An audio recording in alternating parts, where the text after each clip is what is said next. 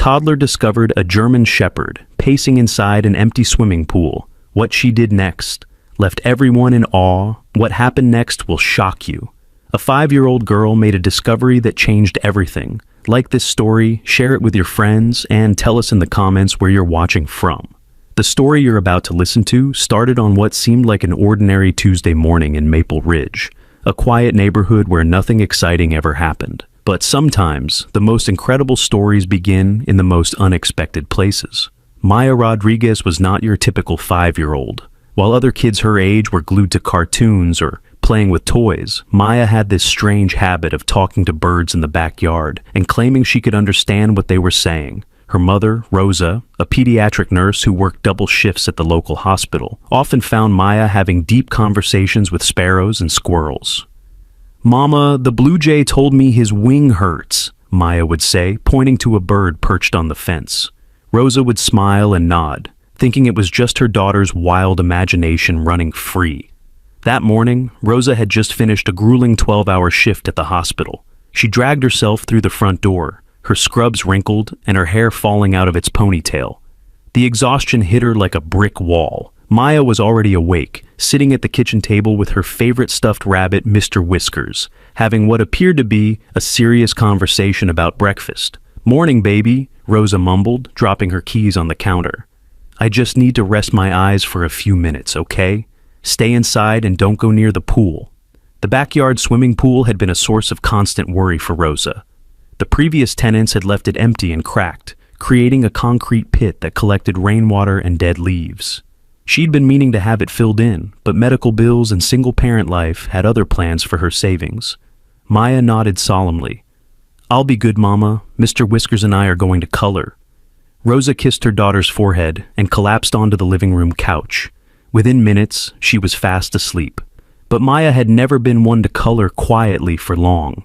After drawing 3 purple cats and a house with too many windows, she heard something that made her freeze. It was a sound she'd never heard before, a deep rhythmic scratching coming from outside. She pressed her ear against the sliding glass door. The scratching continued, followed by what sounded like heavy panting. Maya's heart started beating faster. Something was out there, and it sounded scared. Against her mother's rules, Maya quietly slid the door open and stepped into the backyard. The morning air was crisp, and dewdrops sparkled on the grass like tiny diamonds. She followed the sound, her bare feet making no noise on the wet lawn. The scratching was coming from the empty pool. Maya approached the concrete edge carefully, clutching Mr. Whiskers tight against her chest. When she peered over the side, her breath caught in her throat. There, at the bottom of the 8-foot-deep pool, was the most beautiful dog she'd ever seen. The German shepherd was enormous, with a thick coat of gold and black fur that looked like it hadn't been brushed in weeks. The dog was walking in circles, over and over, leaving scratch marks on the concrete where her claws scraped against the surface. Her tongue hung out, and Maya could see she was breathing heavily. "Oh no," Maya whispered. "You're stuck." The dog looked up at the sound of her voice. Their eyes met, and something incredible happened. The dog stopped pacing. She sat down and tilted her head, as if she was trying to understand what this small human was doing there. Maya had always been told that strange dogs could be dangerous, but looking at this one, she felt no fear. Instead, she felt something else entirely, a pull in her chest, like an invisible string connecting her heart to the dog's. "Are you hurt?" Maya asked, the way she might ask Mr. Whiskers if he needed a bandage. The dog whined softly, a sound so sad that Maya felt tears prick her eyes. She noticed the dog was favoring her left front paw, barely putting weight on it. Maya looked back at the house. She could see her mother through the window, still sleeping on the couch. Rosa worked so hard taking care of sick children at the hospital, and Maya knew she needed her rest. But this dog needed help too. Making a decision that would change everything, Maya set Mr. Whiskers down on the pool edge. "I'm coming down there," she announced. The pool had a shallow end with concrete steps, though they were cracked and slippery with moss. Maya had never been allowed near them, but she'd watched older kids use them before the pool was drained. She gripped the handrail and carefully made her way down. The dog watched her descent with intelligent brown eyes. As Maya reached the bottom, she expected the dog to back away, or maybe even growl. Instead, The German Shepherd took a tentative step forward. "It's okay," Maya said softly. "I'm not going to hurt you." The dog limped closer, and Maya could see she was wearing a collar. It was old and worn, with something dangling from it that looked like a tag. But when Maya squinted, she could only make out part of what was written, K9-, and then the rest was too scratched to read. "Your name starts with K?" Maya asked. "How about Kira? Do you like that name?" The dog's tail gave a small wag, and Maya took that as a yes. Up close, Maya could see that Kira wasn't just injured, she was thin, too thin. Her ribs showed through her fur, and her eyes had a tired, worried look that Maya had seen before in her mother's face after particularly hard days at the hospital. "You're hungry," Maya realized, "and scared." Kira lay down slowly, keeping her injured paw elevated. Maya sat cross-legged on the concrete beside her, and to her amazement, the dog rested her massive head on Maya's lap. They sat like that for a long time, Maya gently stroking Kira's fur and talking to her about everything and nothing. She told her about school, about how she missed her daddy who had moved far away, about how sometimes she felt lonely when her mama worked late shifts. "But you're here now," Maya said, "and I'm going to take care of you." The sun climbed higher, and Maya realized she was getting thirsty. Kira must be too. She looked around the pool and noticed something she hadn't seen before. Scattered around the far end were what looked like pieces of food, old, moldy bread crusts, and what might have been scraps of meat. "Someone was feeding you," Maya whispered. "But they stopped coming, didn't they?" Kira's ears drooped, and Maya felt a surge of anger on behalf of her new friend. How could someone just abandon such a beautiful, gentle dog? "I'll be right back," Maya promised, climbing carefully out of the pool. "I'm going to get you some water and something to eat." She ran to the house, moving as quietly as possible. Her mother was still asleep, curled up with a throw pillow. Maya tiptoed to the kitchen and filled a large plastic bowl with water. Then she opened the refrigerator and found leftover chicken from last night's dinner. She also grabbed her favorite blanket, the soft pink one with unicorns that her grandmother had made for her last birthday. If Kira was going to be in that cold concrete pool, she should at least be comfortable. When Maya returned, Kira was standing at the bottom of the steps, looking up hopefully. Maya carefully made her way back down, balancing the water bowl and food. Kira drank gratefully, her tail wagging weakly. She ate the chicken gently, as if she was afraid it might disappear if she wasn't careful. Maya spread the blanket on the concrete, and Kira immediately lay down on it, sighing contentedly. "You like that?" Maya asked, sitting beside her again. "It's my special blanket, but you can share it." As the afternoon wore on, Maya found herself telling Kira things she'd never told anyone, about how sometimes she felt scared when her mama worked late and she had to stay with Mrs. Chin next door, about how she wished she had a brother or sister to play with, about how she sometimes pretended Mr. Whiskers was real and could protect her from the monsters under her bed. "But you're real," Maya said, looking into Kira's intelligent eyes. "And you're not scary at all. You're just lost and hurt." Kira responded by gently licking Maya's hand with her warm, rough tongue. Maya giggled. "That tickles! But I think it means you like me too." The afternoon sun was getting lower when Maya heard the sound that made her blood turn cold, a car door slamming in the driveway. Her mother was probably awake and looking for her.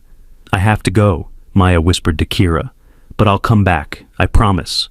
She was halfway up the pool steps when she heard her mother's voice, sharp with panic. "Maya, Maya, where are you?" Maya looked back at Kira, who was watching her with those sad, intelligent eyes. She couldn't just leave her there. She couldn't pretend she hadn't found her. "Mama," Maya called out. "I'm here, and I found something." Rosa appeared at the sliding door, her hair messy from sleep and her face creased with worry. When she saw Maya climbing out of the empty pool, her expression shifted from relief to fear to anger in rapid succession. "Maya Rodriguez, what are you doing down there? I told you never to go near that pool." "But Mama, look!" Maya pointed down at Kira, who had struggled to her feet and was looking up at them both. "She's hurt, and she's hungry, and someone left her here." Rosa's anger melted away the moment she saw the dog. As a nurse, she recognized suffering when she saw it. The German Shepherd was clearly malnourished and injured, but more than that, there was something in her eyes that spoke of intelligence and gentleness. "Oh my God," Rosa whispered. "How did she get down there?" "I don't know," Maya said, scrambling up the last few steps. "But Mama, she's so nice. She let me pet her and everything. Her name is Kira." Rosa looked at her daughter, then at the dog, then back at her daughter. Maya had never shown this kind of connection with any animal before. Usually she was content to observe from a distance and make up stories about what they were thinking.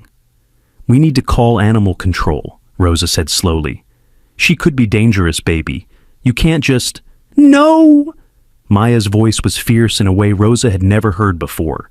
"She's not dangerous. She's scared and hurt, and she needs help." Before Rosa could respond, they heard the sound of another car pulling into the driveway. This one was different, heavier, like a truck or SUV. Maya looked toward the front of the house, confused. "Are you expecting someone?" Rosa asked. Maya shook her head.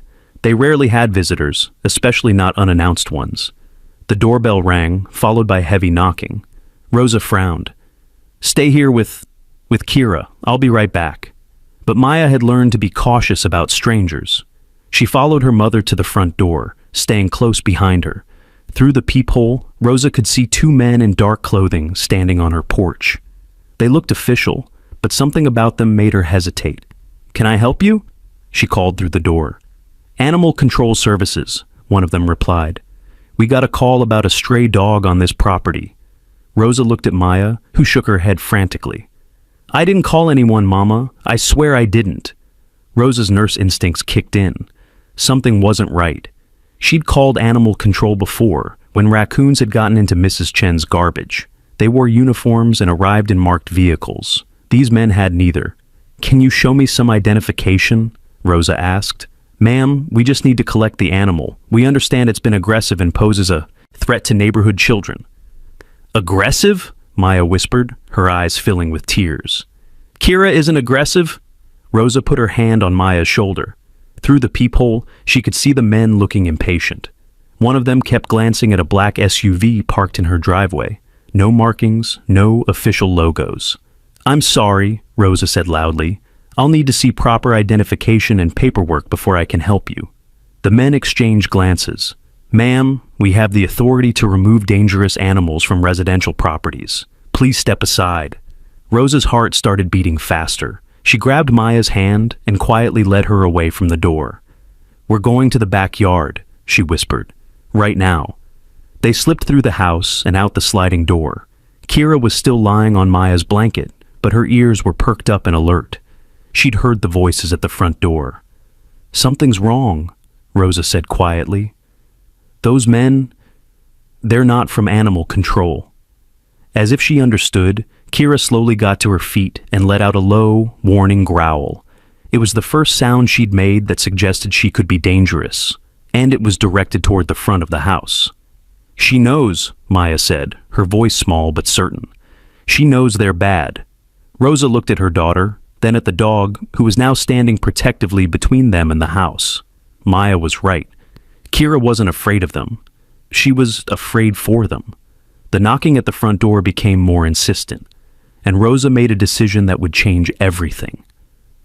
"Maya," she said quietly, "go get your phone from your room, the pink one I gave you for emergencies, and bring Mr. Whiskers. We're going to need help." Maya ran toward the house, but before she reached the door, she heard the sound of footsteps walking around the side of the house. The men weren't waiting for permission anymore. They were coming to the backyard. "Mama!" Maya whispered urgently, pointing toward the gate. Rosa's mind raced. She was a nurse, trained to handle emergencies, but this was different. This was her daughter and a helpless animal, and something told her these men meant harm. "Down in the pool," Rosa said quickly. "All of us. Now." They scrambled down the concrete steps, Rosa helping Maya while keeping an eye on Kira, who was limping but moving as fast as she could. The pool was deep enough that they couldn't be seen from ground level, at least not easily. Rosa pulled out her own phone and dialed 911, but before she could speak, she heard voices above them. "The pool's empty," one man said, "but there are fresh scratches on the concrete. Dog's been here." "Check the neighbors," the other replied. "Someone called this in. Dog's gotta be close." Rosa held her breath. Someone had called this in, but who? And why were these men so determined to find Kira? Maya was sitting on the pool bottom, holding Kira's head in her lap. The dog was trembling, and Maya was whispering soft words of comfort. Rosa had never seen her daughter so protective of anything. 911, what's your emergency? The dispatcher's voice came through Rosa's phone. There are men on my property claiming to be animal control, Rosa whispered as quietly as possible. But they're not in uniform and they don't have proper identification. They're trying to take a dog that my daughter found. Are you in immediate danger, ma'am? Rosa looked at Maya, who was stroking Kira's fur with gentle hands. The dog's breathing had calmed, but her eyes were still alert, watching the rim of the pool. I don't know, Rosa admitted. But something isn't right about this situation. The voices above them faded as the men moved away from the pool area. Rosa could hear them talking to someone else now, probably a neighbor. They're talking to Mrs. Chen, Maya whispered. She'd recognized the elderly woman's voice.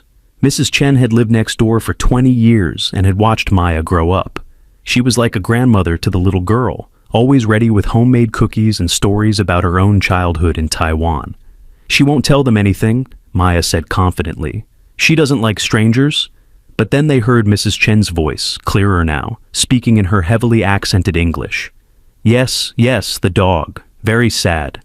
Been there 3 days, maybe 4. Little girl tried to help, but dog scared. Maya's eyes filled with tears. She's trying to help them find Kira. Rosa felt sick. Mrs. Chen didn't know these men weren't legitimate. She was just being helpful, the way she always was. We need to get Kira out of here, Rosa said. But where can we take her? Before Maya could answer, Kira suddenly lifted her head and let out a soft whine. Her ears were pricked forward, and she was looking toward the shallow end of the pool. What is it, girl? Maya asked. Then they heard it too. A new voice, this one familiar and welcome. Rosa, Maya, are you back there? It was Dr. Sarah Kim, their next-door neighbor on the other side. She was a veterinarian who ran a small practice downtown, and she'd always been kind to Maya. Dr. Kim, Maya called out softly.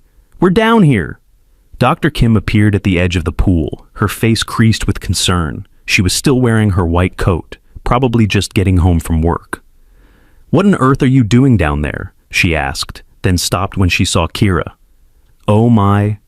Doctor, Kim, there are men here who say they're animal control, but they're not, Rosa said quickly. They're trying to take this dog, and something doesn't feel right about it. Dr. Kim's expression grew serious. I saw them. They questioned me about a German shepherd. I told them I hadn't seen one, but... She looked at Kira more carefully. This is a beautiful dog. She looks like she's been through something. She's hurt, Maya said. Her paw is bad, and she's too skinny. Dr. Kim nodded. Can you bring her to my clinic? I'm just getting home, but I can examine her properly there. How do we get her out of here without those men seeing? Rosa asked. Dr. Kim thought for a moment. My car's in my driveway. If you can get her over the fence between our yards, I can help from there. But moving Kira seemed impossible. She was a large dog, and her injured paw made climbing difficult. Plus, the fence between the properties was 6 feet high. I have a better idea, Doctor, Kim said. Wait here. She disappeared and returned a few minutes later with a rope and what looked like a harness. I use this for rescue situations, she explained. We can lift her safely. Working together, they managed to get Kira into the harness. She seemed to understand they were trying to help and didn't resist. Maya stayed close, talking to her the entire time. You're so brave, Kira. We're going to get you help. As they were preparing to lift her, they heard the men's voices again, this time closer. The neighbor says she saw the kid with the dog earlier today. They've got to be here somewhere. Check the house again. Maybe they're hiding inside. The sound of the front door opening made Rosa's blood run cold. The men were inside her house. We need to move now, Dr. Kim said urgently. They managed to get Kira up and over the fence, Maya climbing after her, while Rosa and Dr. Kim worked together from both sides. It was awkward and took longer than they had hoped, but finally, all 4 of them were in Dr. Kim's backyard. My clinic is attached to the house, Dr. Kim explained, leading them toward a side entrance. We'll be safe there.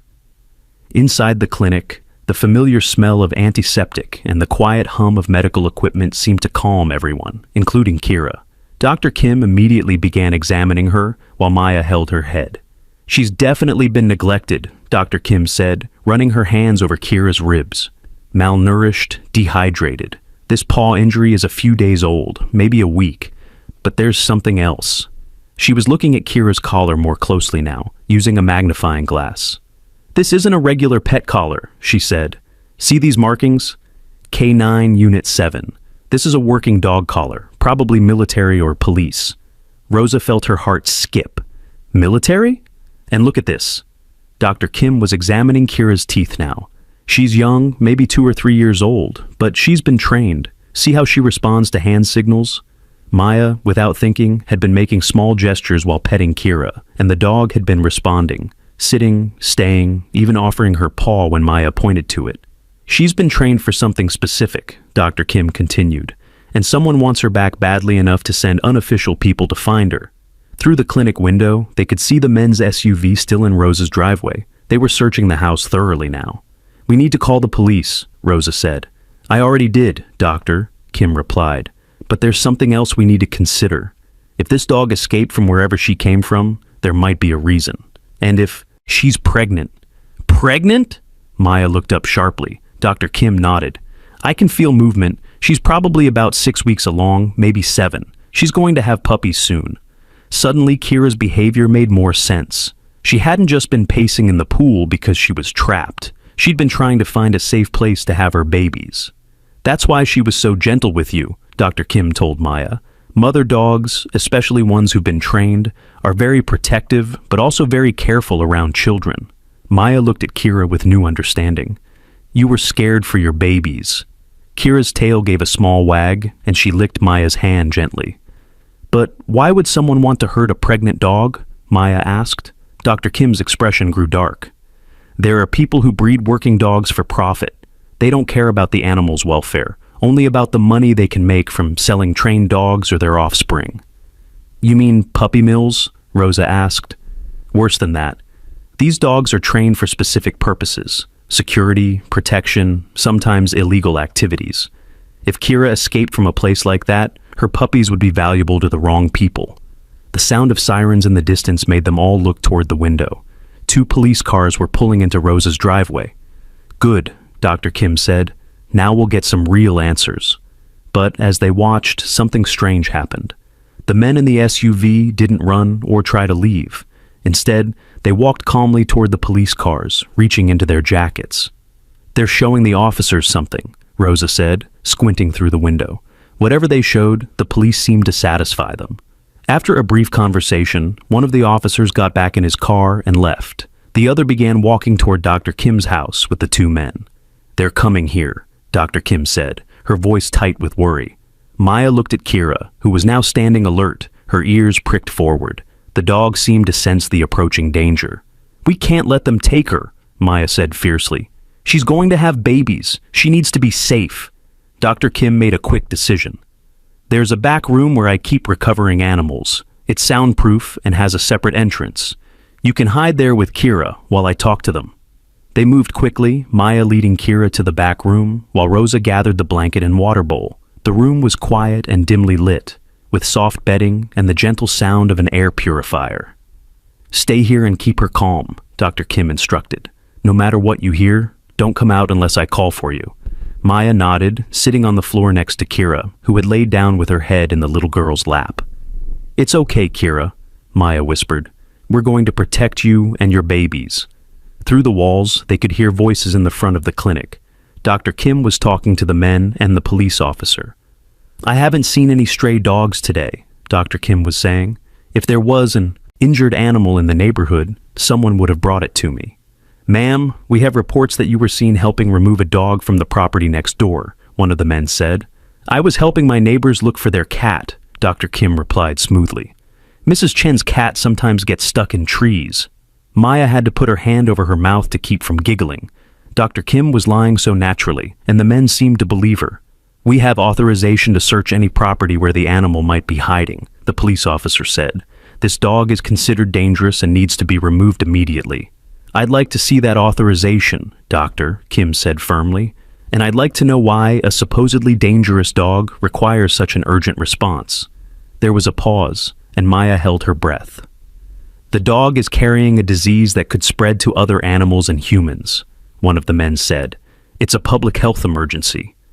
Maya looked at Kira, who was breathing normally and seemed perfectly healthy, except for her injured paw and malnourishment.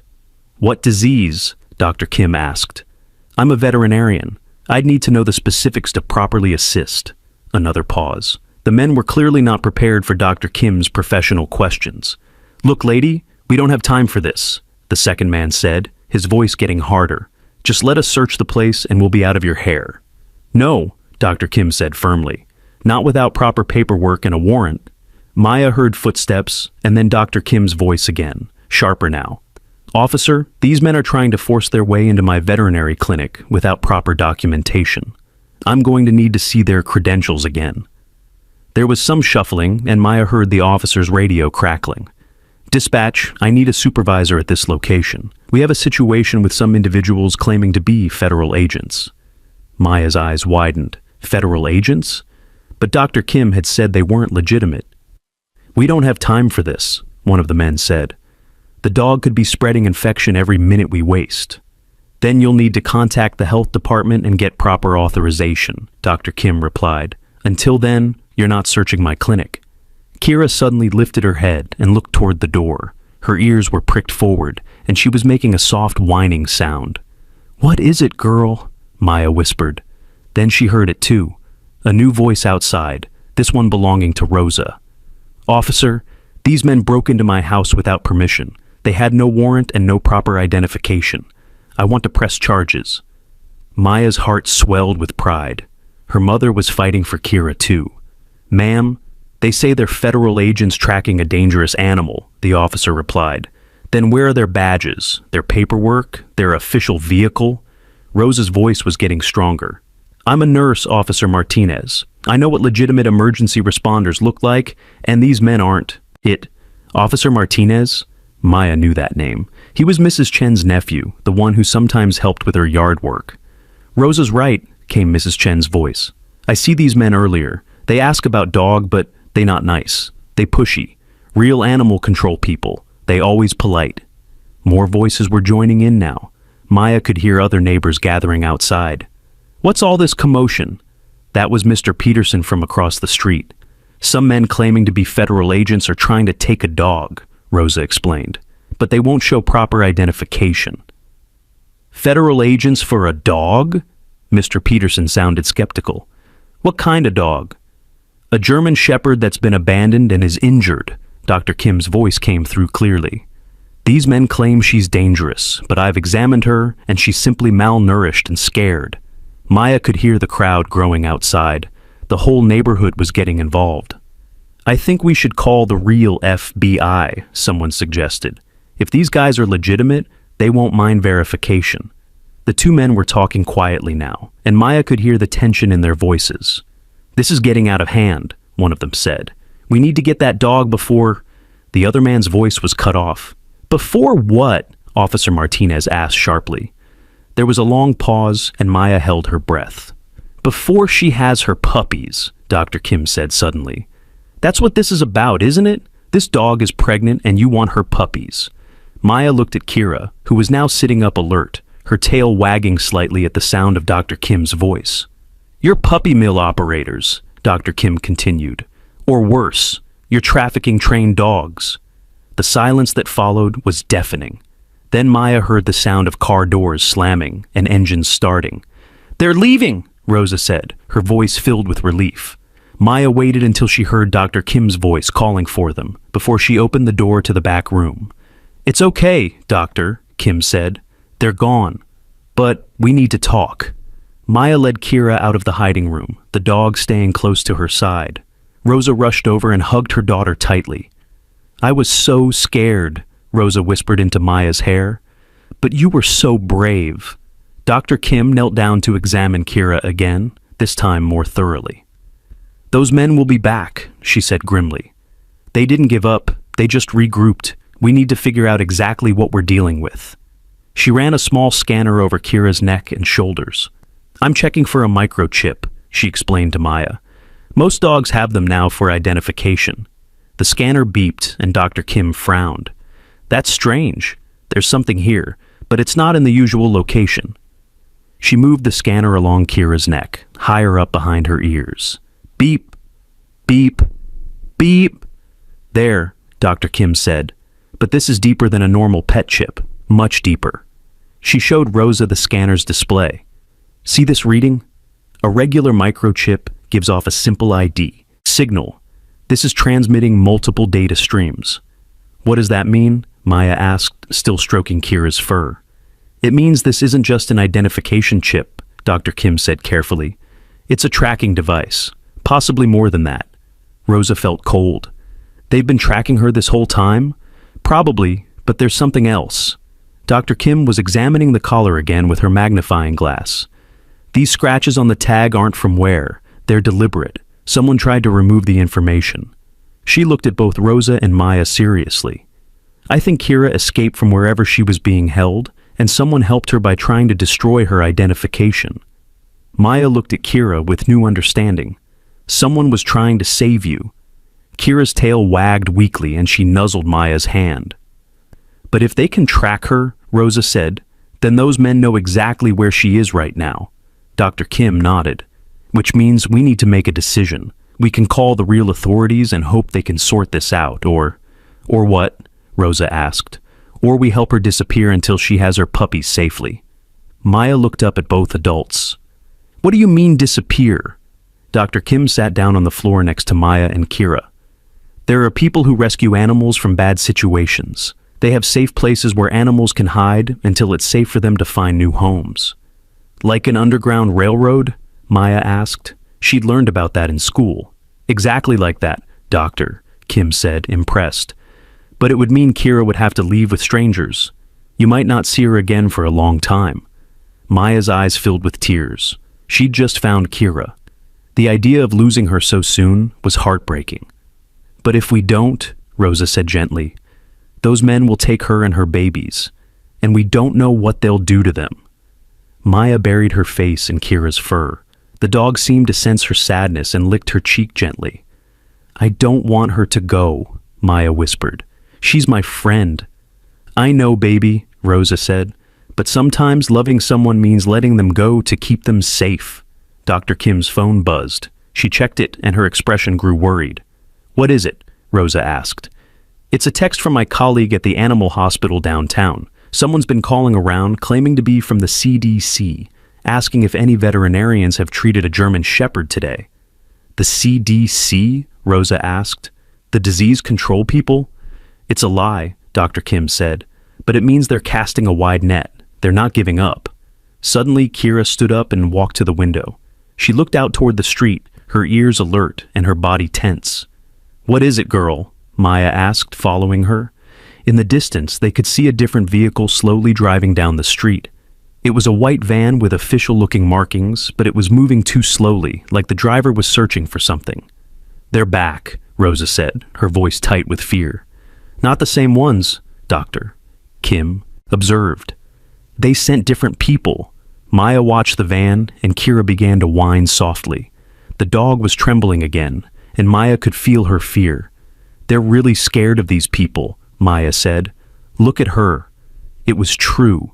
Kira, who had been gentle and calm with them, was now showing real terror. Her breathing had become rapid and shallow, and she was pressing herself against Maya's legs. We need to get her out of here, Dr. Kim said. Now. She pulled out her phone and made a quick call. Marcus? It's Sarah. I need that favor we talked about. Yes, now. A German Shepherd, pregnant, about 7 weeks. They're tracking her. Okay, 20 minutes. She hung up and looked at Rosa and Maya. I have a friend who runs a wildlife sanctuary about an hour from here. He's coming to pick up Kira. Can we go with her? Maya asked hopefully. Dr. Kim shook her head. It's safer if you don't know where she's going. That way, if anyone asks, you can honestly say you don't know. Maya felt her heart breaking. She knelt down and put her arms around Kira's neck. I don't want to say goodbye, she whispered. Kira seemed to understand. She nuzzled Maya's face and then did something extraordinary. She gently placed her paw on Maya's chest, right over her heart. She's saying, thank you, Dr. Kim said softly.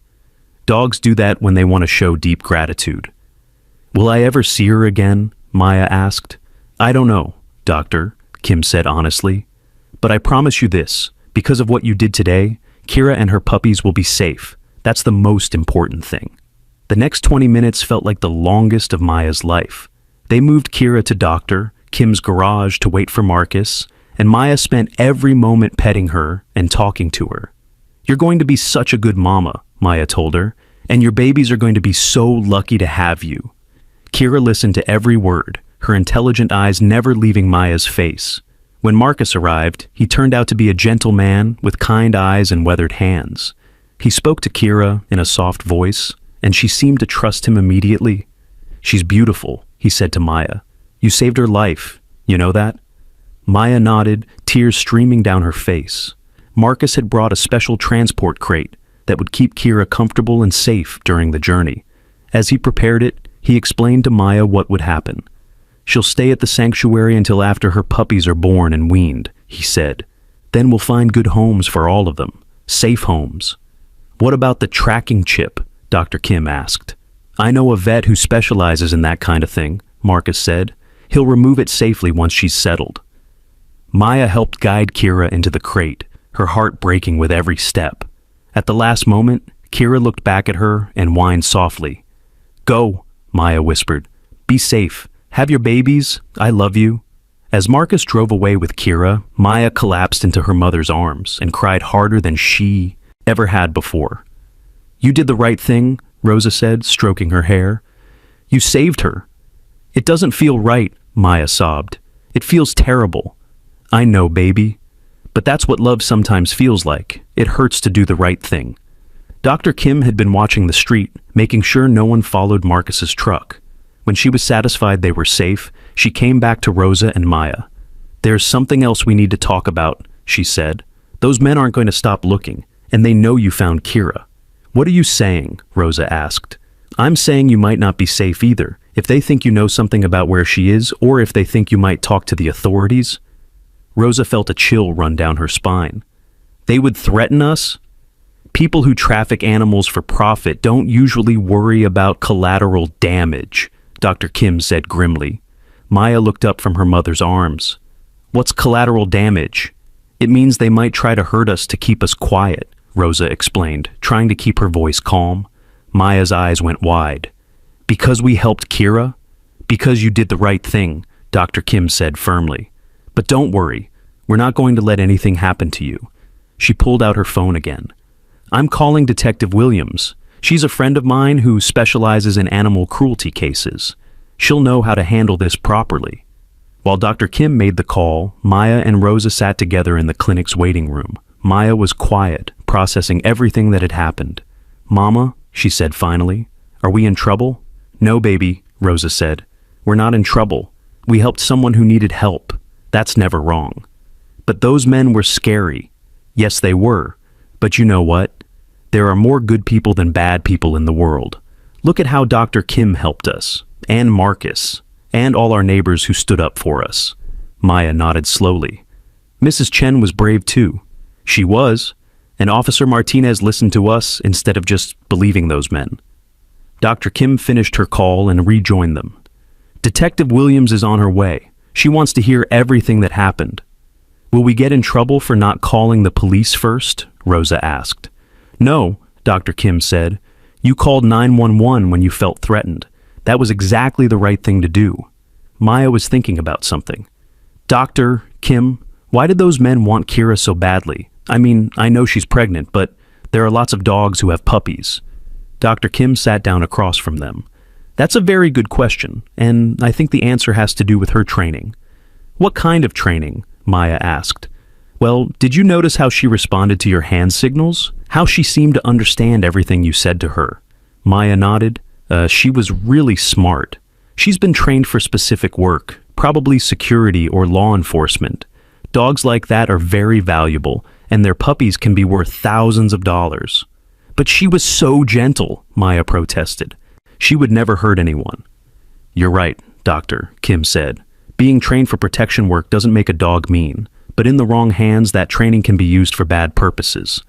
Rosa was starting to understand.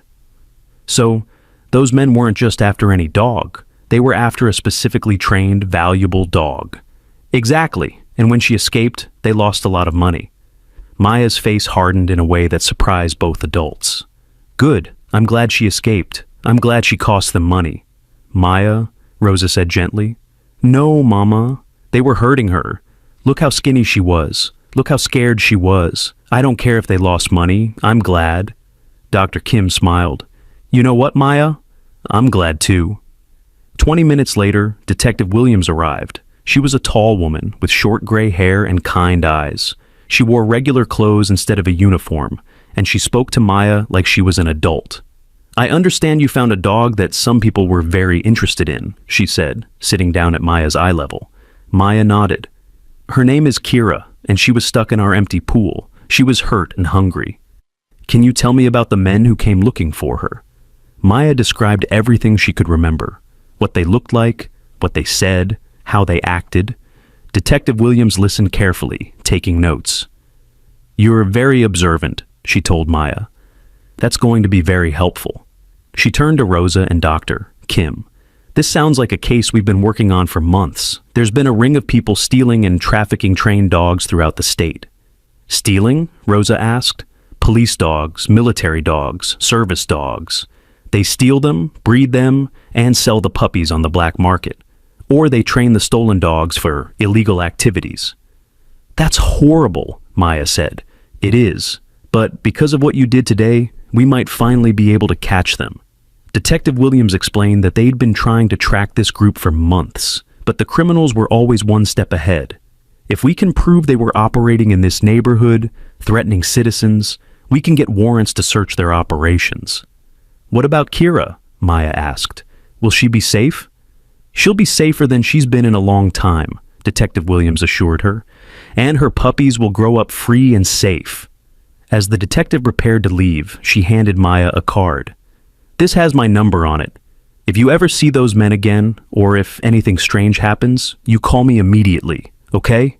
Maya nodded solemnly and put the card in her pocket. After Detective Williams left, Dr. Kim walked Rosa and Maya back to their house.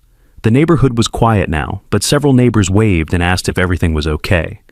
Word travels fast around here, Rosa observed. That's not a bad thing, Doctor, Kim said. It means people are looking out for each other. As they reached their front door, Maya stopped and looked back at the empty pool. I'm going to miss her, she said, quietly. I know you will, Rosa said, but every time you look at that pool, you can remember that you saved a life.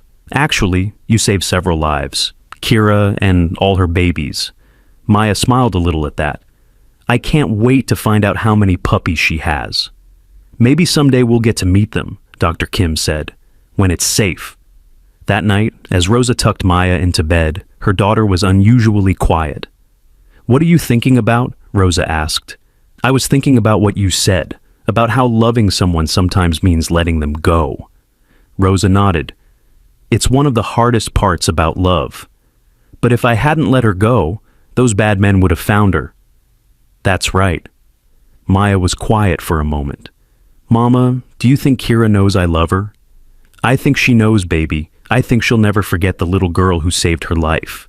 Maya smiled and hugged Mr. Whiskers tight. I hope her puppies are brave like her. I think they will be, Rosa said, kissing her goodnight. And I think they'll be kind like the little girl who helped save them. As Rosa turned off the lights, Maya whispered into the darkness, Be safe, Kira. Be happy. Outside, the neighborhood settled into peaceful quiet, unaware that in a few hours everything would change again. Maya woke up to the sound of thunder rolling across the sky. The digital clock on her nightstand showed 2:47 a.m., and rain was already pattering against her bedroom window. She sat up in bed, clutching Mr. Whiskers, and listened to the storm growing stronger. Something felt different about this storm. It wasn't just the usual afternoon rain that cooled things off in their neighborhood. This was bigger, angrier, with wind that made the house creak and lightning that lit up her entire room in bright flashes. Maya got out of bed and padded to the window. Through the rain-streaked glass, she could see the empty pool in their backyard already starting to fill with water. For a moment, her heart ached thinking about Kira, wondering if she was somewhere safe and dry. Another flash of lightning illuminated the yard, and Maya froze. There was someone standing by the pool. She rubbed her eyes and looked again. The figure was still there. A person in dark clothing, just standing in the rain, looking down at the filling pool. Maya's heart started beating fast. She ran to her mother's room and gently shook Rosa awake. "Mama," she whispered urgently, "there's someone in our backyard." Rosa sat up immediately, all traces of sleep gone. "What? Where?" "By the pool. They're just standing there."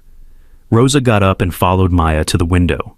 Another lightning flash revealed the figure, still motionless in the pouring rain. "Call Dr. Kim," Rosa said quietly. "Use my phone. Tell her we need help." Maya dialed Dr. Kim's number with shaking fingers. The phone rang 3 times before Dr. Kim's sleepy voice answered. "Sarah here. What's wrong?" "Dr. Kim, it's Maya. There's someone in our backyard. They're just standing."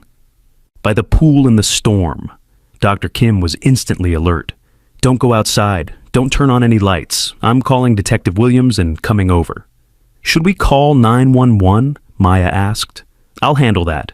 Just stay away from the windows and wait for help." Maya hung up and returned to her mother, who was still watching the figure by the pool. The person hadn't moved, despite the increasingly heavy rain. "That's not normal behavior," Rosa said quietly. "People don't just stand in thunderstorms unless something's very wrong." They moved away from the window and sat on Rosa's bed, listening to the storm and waiting. Every few minutes, Maya would peek out to see if the person was still there. They always were. 20 minutes later, they heard car doors closing quietly in the driveway. Dr. Kim had arrived with Detective Williams, and Maya could see the beam of a flashlight moving around the side of the house. The detective's voice came through Rosa's phone. "We're here. The person is gone, but we found something. Can you come outside?" Rosa and Maya put on rain jackets and met Dr. Kim and Detective Williams under the covered patio. The detective was holding something in her gloved hand. "We found this by the pool," she said, showing them a waterlogged piece of paper. "It's been weighted down with a rock so the rain wouldn't wash it away." Maya squinted at the paper. Even soaked, she could make out handwriting. "What does it say?" Detective Williams carefully unfolded it. "It says, 'They're coming back at dawn. 3 cars, take the girl and run.'" Rosa felt her blood turn cold. "The girl? They mean Maya?" "It appears so," Detective Williams said grimly. "Someone is trying to warn you." "But who?" Maya asked. "Who would know that and want to help us?" Dr. Kim was examining the handwriting with her phone's flashlight. "This looks like it was written quickly, maybe in a car or while hiding somewhere." "We need to get you both somewhere safe," Detective Williams said. "If someone felt the need to sneak into your yard during a thunderstorm to leave this warning, the threat is real." Rosa was already thinking practically. "How much time do we have?" Detective Williams checked her watch. "It's almost 4 a.m. now. If dawn is around 6:30, that gives us about 2.5 hours. "Where can we go?" Maya asked. "I have a safe house about an hour from here," Detective Williams said. "But first, I need to set up surveillance here. If these people are really coming back, we want to be ready for them." As they talked, Maya noticed something moving in Dr. Kim's backyard. A small, dark shape was moving between the bushes. "Dr. Kim," Maya said, pointing, "there's something in your yard." Dr. Kim followed Maya's gaze and gasped. "That's impossible." Moving slowly through the rain toward them was a familiar golden and black shape. It was Kira. "How is she here?" Rosa asked in shock. Kira was limping worse than before, and she was soaking wet. But when she saw Maya, her tail began to wag weakly. Maya started to run toward her, but Detective Williams caught her arm. "Wait, something's wrong. She should be at the sanctuary by now." Dr. Kim was already on her phone, calling Marcus. "Marcus, it's Sarah. Is Kira still with you? What do you mean gone? When?" "Oh no." She hung up and looked at the others with worry. "Kira escaped from the sanctuary 3 hours ago. Marcus said she seemed agitated during the storm, and somehow she broke out of her enclosure." "She came back to us," Maya said, understanding immediately. "She came back to warn us." Kira had reached the patio now, and Maya knelt down to examine her. The dog was trembling, not just from cold, but from exhaustion. Her injured paw was bleeding again, and she had new scratches along her sides. She traveled over 30 miles in this storm, Dr. Kim said in amazement. Pregnant, injured, and she still found her way back here. Maya gently touched Kira's head. You came to protect us, didn't you? Kira whined softly and nuzzled Maya's hand. Then she did something that made everyone's heart stop. She looked toward the street and growled low in her throat. They're here, Detective Williams said, pulling out her radio. Everyone inside, now. Through the rain, they could see headlights turning onto their street. Not one car, but 3, just like the warning had said. They quickly moved into Dr. Kim's house, Kira staying close to Maya's side. Detective Williams was talking rapidly into her radio, calling for backup. How long until help arrives? Rosa asked. 10 minutes, maybe 15 in this weather, Detective Williams replied. We need to keep you hidden until then. Dr. Kim led them to her basement, which had a separate entrance and was soundproof. Maya helped Kira down the stairs, the dog moving slowly but determinedly. She shouldn't be walking this much, Dr. Kim said, examining Kira in the basement light. And she's definitely going into labor soon. The stress and exertion have accelerated things. Labor? Maya asked. Her babies are coming now? Very soon, I think. Look at how she's breathing, how she's restless but trying to find a safe spot. Kira was indeed pacing in small circles, the way Maya had first seen her in the empty pool. But this time, Maya understood what she was looking for. She needs a nest, Maya said, somewhere safe for her babies. Dr. Kim nodded. There are some old blankets in that closet. Can you help me make her comfortable? While Maya and Dr. Kim prepared a soft bed for Kira, Detective Williams and Rosa monitored the situation upstairs through the windows. They're searching the houses, Rosa reported quietly, starting with ours. Good thing we're not there, Detective Williams said, but they'll check here next. Maya was sitting with Kira, who had finally settled on the nest of blankets. The dog was panting heavily now, and Maya could see her belly moving as the puppy shifted inside. It's okay, Kira, Maya whispered. You're safe now. We're all here with you. Dr. Kim was setting up some medical supplies she kept in the basement for emergencies. Maya, I need you to stay very calm and help me. Kira trusts you more than anyone, and she's going to need that trust right now. What do I do? Maya asked. Just keep talking to her. Keep her calm. Dogs in labor can get scared, and when they're scared, complications can happen. Maya nodded seriously and continued stroking Kira's head. You're going to be such a good mama, she whispered. Your babies are going to be so lucky. Upstairs, they could hear voices and footsteps. The men were at Dr. Kim's house now. They're being more aggressive this time, Detective Williams said into her radio. They're breaking into houses without pretense. Rosa came down to check on Maya and Kira. How is she doing? She's having her first puppy, Dr. Kim said quietly. Maya watched in amazement as Kira's body worked to bring new life into the world. The first puppy was tiny and wet, and for a terrifying moment, it didn't move. Is it okay? Maya asked, her voice filled with worry. Dr. Kim gently stimulated the puppy, and suddenly it began to squirm and make tiny crying sounds. Kira immediately began cleaning her baby, her motherly instincts taking over completely. It's perfect, Doctor, Kim said with a smile. A little girl. Maya felt tears of joy running down her cheeks. She's beautiful. The sound of breaking glass upstairs made them all freeze. They're inside, Detective Williams said grimly. But backup should be here any moment. Kira seemed to understand the danger. Despite being in labor, she positioned herself between Maya and the basement stairs, her protective instincts as strong as her maternal ones. Second puppy coming, Dr. Kim announced. This one came more quickly, a slightly larger puppy with markings similar to Kira's.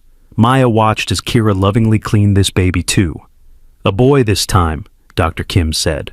The voices upstairs were getting louder, more frustrated. The men were searching thoroughly, and Maya knew it was only a matter of time before they found the basement entrance. Third puppy, Dr. Kim said. Maya was holding her breath as this puppy was born. It was smaller than the others and wasn't moving. Come on, little one, Maya whispered, just as she had that first day with Kira. You can do it. Dr. Kim worked quickly, clearing the puppy's airways and stimulating circulation. Still nothing.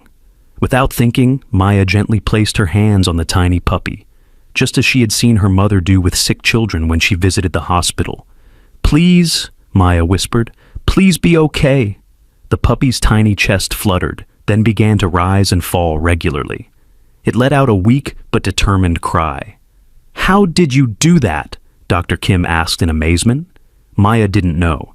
She just knew that the puppy needed help, the same way she had known Kira needed help. "Fourth puppy coming," Dr. Kim said.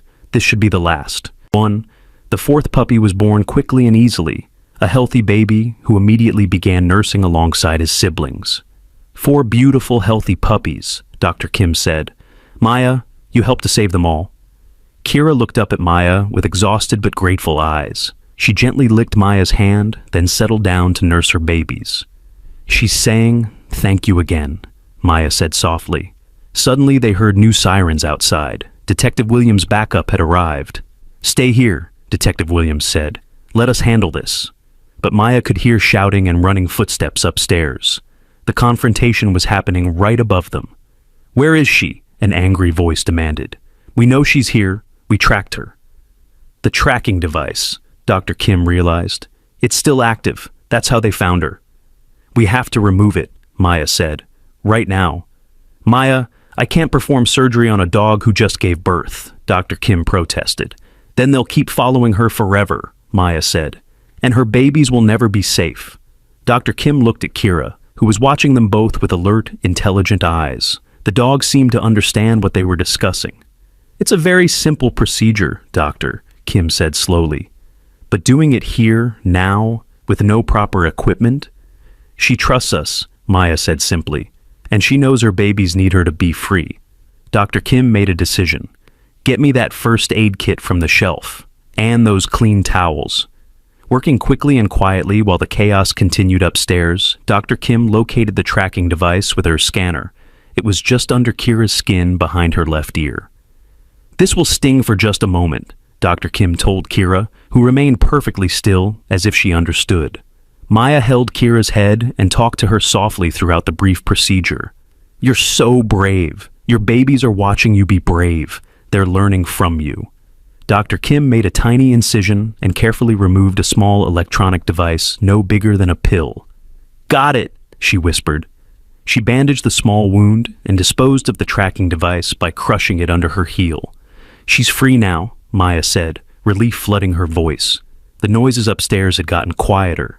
Detective Williams appeared at the top of the basement stairs. "It's over," she called down. "We got them." Maya looked at Kira, who was peacefully nursing her 4 puppies. "Did you hear that? You're really free now." Dr. Kim was cleaning up the medical supplies.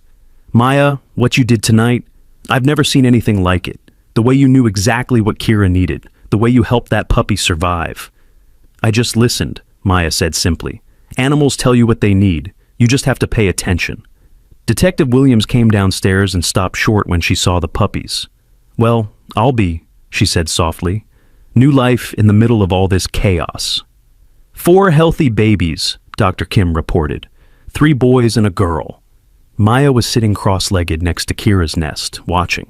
Oh, the puppies nurse. "What happens now?" "Now," Detective Williams said, "Kira and her babies can live safely. The men who were tracking her are in custody, and we've broken up their entire operation." "Will she have to go back to the sanctuary?" Maya asked. Dr. Kim and Detective Williams exchanged glances. "Actually," Dr. Kim said carefully, "Kira might need a more permanent home, somewhere she can raise her puppies safely and get the love and care she deserves." Maya looked at her mother hopefully. "Mama?" Rosa knelt down next to her daughter and Kira. "It's a big responsibility, Maya. 4 puppies plus Kira. Are you sure you're ready for that?" Maya looked at Kira, who was watching the conversation with intelligent eyes. "She saved our lives. She came back to warn us even though she was hurt and tired and having babies. She chose us." Rosa smiled. "Then I guess we choose her too." Kira's tail wagged weakly, and she rested her head on Maya's lap, surrounded by her nursing puppies. "What will you name them?" Dr. Kim asked. Maya thought for a moment, looking at each tiny puppy. "Hope," she said, pointing to the little girl. "Brave," pointing to the largest boy. "Lucky," indicating the puppy she had helped save. And Storm for the last one, because they were all born during the storm that brought us together. As the first light of dawn began to filter through the basement windows, Maya sat with Kira and her new family, knowing that sometimes the most incredible things happen when you choose to help someone in need. "Welcome home," Maya whispered to all of them. "You're safe now, forever." 3 weeks later, Maya woke up not to thunder, but to the gentle sounds of puppies playing in the living room. Rosa had converted their front room into a puppy paradise, with soft blankets, toys, and a special area where Kira could rest while still keeping an eye on her babies. Maya padded downstairs in her pajamas to find Kira lying contentedly, while Hope, Brave, Lucky, and Storm tumbled over each other in a furry pile. The puppies had grown so much already, their eyes now open and their personalities beginning to show. Hope was the smallest but the most determined, always first to try new things. Brave was the largest and most protective of his siblings. Lucky was curious about everything, always exploring, and Storm was the gentlest, content to snuggle and observe. "Good morning, everyone," Maya said, sitting cross-legged on the floor.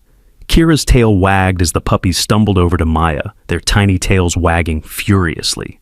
Maya giggled as they climbed all over her, licking her face with their tiny pink tongues. "Maya, breakfast," Rosa called from the kitchen. But before Maya could get up, she heard a familiar voice from the front door. "Maya, Rosa, are you home?" It was Mrs. Chen, and she sounded excited about something. Rosa opened the door to find Mrs. Chen standing there with a huge smile and a stack of newspapers in her arms.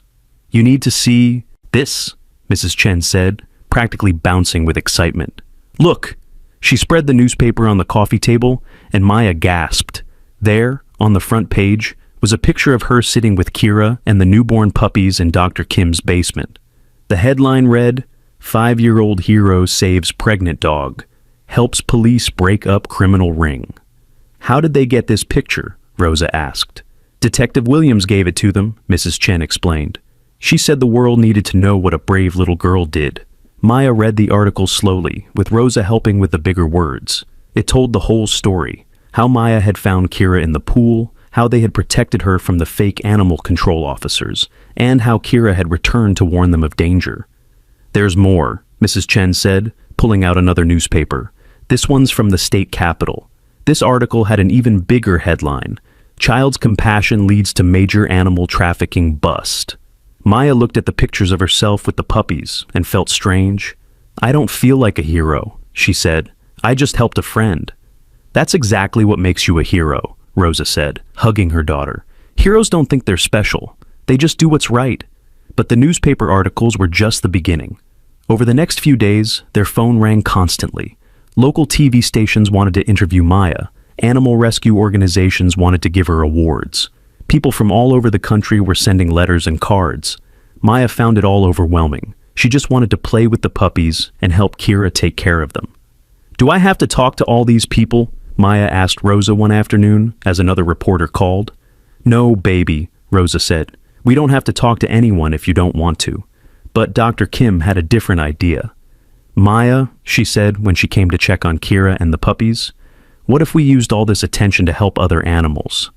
"What do you mean?" Maya asked. "Well, there are lots of animals who need help, just like Kira did. What if we told people about them too?" Maya thought about this. She remembered how scared and alone Kira had been in the pool, and how happy she was now, with her baby safe and warm. "There are other dogs like Kira?" Maya asked. "Lots of them," Dr. Kim said sadly. "Dogs and cats and other animals who have been hurt or abandoned and need someone to care about them." That gave Maya an idea. "What if I talk to one of those TV people, but instead of just talking about me, I talk about all the animals who need help?" Rosa smiled proudly. "That's a wonderful idea." So they arranged for Maya to appear on the local morning show. The interviewer, a kind woman named Janet, came to their house so Maya would feel comfortable.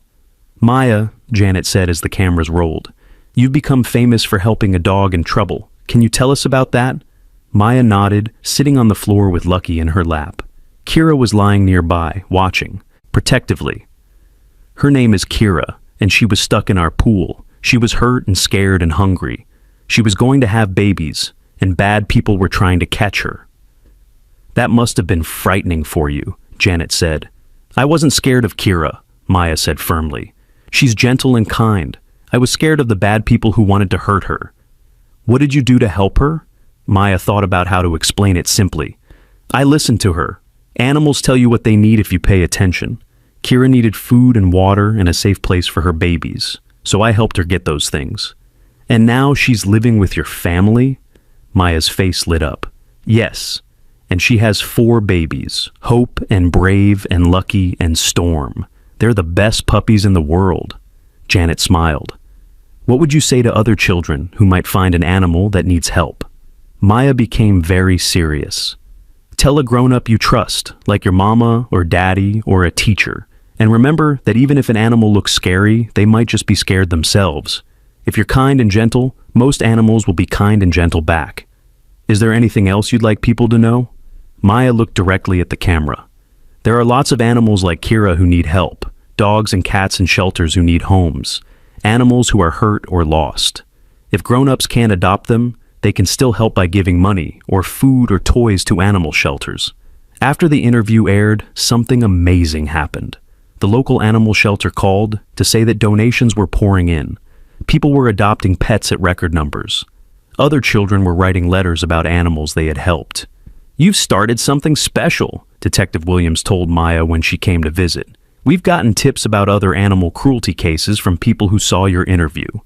But the biggest surprise came a week later when a special visitor arrived at their door. Maya answered the doorbell to find a man in a military uniform standing on their porch. Are you Maya Rodriguez? He asked with a kind smile. Maya nodded, suddenly shy. My name is Sergeant Collins. I work with military dogs, and I have something very important to tell you about Kira.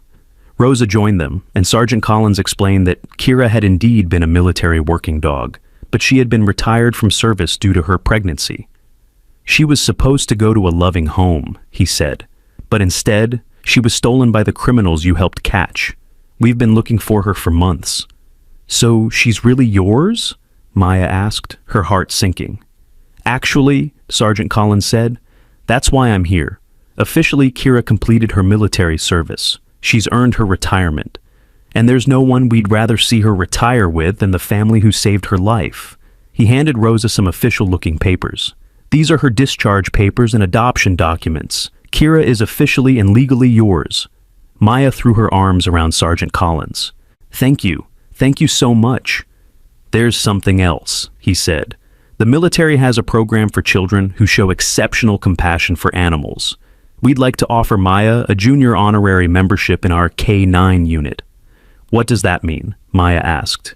It means you'd get to visit our training facilities, learn about how we care for our working dogs, and maybe even help us teach other children about animal welfare. Maya's eyes went wide with excitement. Really? Really, but only if your mother agrees. Rosa looked at her daughter's excited face and smiled. I think that would be wonderful. As Sergeant Collins prepared to leave, he knelt down to Maya's level. Maya, what you did for Kira was extraordinary. You saw a creature in need and you acted with courage and compassion. Those are the qualities we value most in our service members. I just did what felt right, Maya said. That's exactly what courage is, he replied. That evening, as the family settled down for the night, Maya sat in the living room with Kira and the puppies. The puppies were getting big enough that they would soon be ready for homes of their own. Doctor, Kim says people are already asking to adopt Hope, Brave, and Lucky, Maya told Kira. But we're keeping Storm, right, Mama? Rosa nodded. Storm can stay with us and Kira. Our family is big enough for 2 dogs. Maya was quiet for a moment, then asked, Mama, what's going to happen to the puppies when they grow up? They're going to have wonderful lives with families who will love them, Rosa said, and maybe someday they'll help other people the way their mama helped us. Do you think they'll remember us?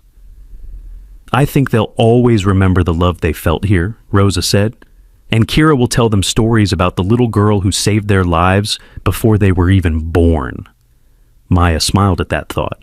She looked around the room at her expanded family, Kira sleeping peacefully, Storm curled up next to her, and the other 3 puppies playing quietly with their toys. Mama, Maya said, I want to keep helping animals my whole life. I think that's a beautiful dream, Rosa said, and I think you're going to make it come true. A month later, Maya stood in front of her kindergarten class, holding a picture of Kira and the puppies. This is my friend Kira, she told her classmates. She taught me that being brave doesn't mean you're not scared. It means you do the right thing even when you are scared. Her teacher, Mrs. Patterson, smiled encouragingly. What else did Kira teach you, Maya? She taught me that animals have feelings just like people do. They can be scared or happy or sad or brave. And if we pay attention and are kind, we can help them. One of her classmates, a boy named David, raised his hand. My dad says animals are just animals. They don't think like people. Maya shook her head firmly. That's not true. Kira thinks and feels and loves her babies. She came back to save me and my mama even, though she was hurt and tired. That's love. But how do you know? David asked. Maya thought about all the moments she had shared with Kira. The first day in the pool, the night she gave birth, the morning she woke up to find Kira watching over her while she slept. You just know, Maya said simply.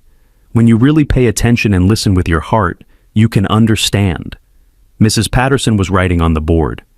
Maya has taught us something very important today. What do you think that is? That we should be kind to animals, suggested a girl named Sophie. That's part of it, Mrs. Patterson said. What else?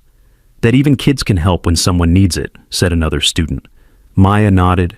And that sometimes the most important thing you can do is just care about someone else. After school, Maya walked home with a spring in her step. She couldn't wait to see Kira and Storm, who would be waiting for her in the backyard. Hope, Brave, and Lucky had all found wonderful homes, but they still visited regularly. As she turned the corner onto her street, Maya saw something that made her heart leap with joy. Dr. Kim was in her driveway, getting out of her car with a small, dirty dog in her arms. Maya, Dr. Kim called out. I have someone who needs our help. Maya ran over to see a small beagle mix who looked scared and hungry. What happened to him? Someone found him wandering the streets, Dr. Kim explained. He's not injured, just lost and frightened. Maya looked into the dog's sad brown eyes and felt that familiar pull in her chest, the same feeling she'd had when she first saw Kira in the pool. Don't worry, Maya said softly to the little dog. We're going to take care of you. As she spoke, the dog's tail gave a small, hopeful wag. Rosa appeared from their house, took one look at the situation, and smiled. I suppose he'll need a place to stay while we find his family. Just temporarily, Dr. Kim said with a grin. Unless, of course, he doesn't have a family to go back to. Maya was already gently petting the dog's head. What's your name, little guy? The dog looked up at her with complete trust, and Maya felt that special connection again. I think his name is Hope, Maya said. Like Kira's puppy, because that's what we're giving him. Hope. As they walked toward the house, Maya could hear Kira barking excitedly from the backyard. She knew Kira would welcome their new friend, just as she had welcomed Maya that first day. You know what I learned from all this? Maya said to her mother as they reached their front door. What's that, baby? That helping others isn't something you do just once. It's something you keep doing, every time someone needs help. Rosa hugged her daughter tight. I'm so proud of you, Maya. You've grown into such a wise and compassionate person. I had a good teacher, Maya said, looking back at Dr. Kim, who was following them with the little beagle. Actually, I had lots of good teachers. You, Dr. Kim, Detective Williams, Sergeant Collins, and Kira. As they entered the house, Maya could already hear Storm barking excitedly in the backyard, as if he knew they were bringing home a new friend. This is just the beginning, isn't it? Rosa asked. Maya nodded, her eyes bright with determination and joy. There are so many animals out there who need help, and now I know how to listen to them. That night, as Maya did her homework at the kitchen table, the little beagle sleeping peacefully in a bed next to her feet, and Kira and Storm playing quietly in the living room, she wrote in her journal, Today, I helped another dog. His name is Hope, and he was scared and lost. But now he's safe and warm and loved. Kira taught me that the best thing about helping someone is that it makes you want to help even more people. I'm going to keep helping animals my whole life, because every animal deserves to feel safe and loved, just like I do. She closed her journal and looked around at her house full of rescued animals and felt a deep sense of peace and purpose. Maya Rodriguez was only 5 years old, but she had already learned one of life's most important lessons, that the greatest magic in the world is the magic of compassion, and that even the smallest person can make the biggest difference when they choose to care. And somewhere in the distance, thunder rumbled softly. But this time, it didn't sound scary. It sounded like the world saying thank you. If you love this story of courage and compassion, please like, share, and subscribe. Tell us in the comments where you're watching from, and share your own stories of helping animals in need.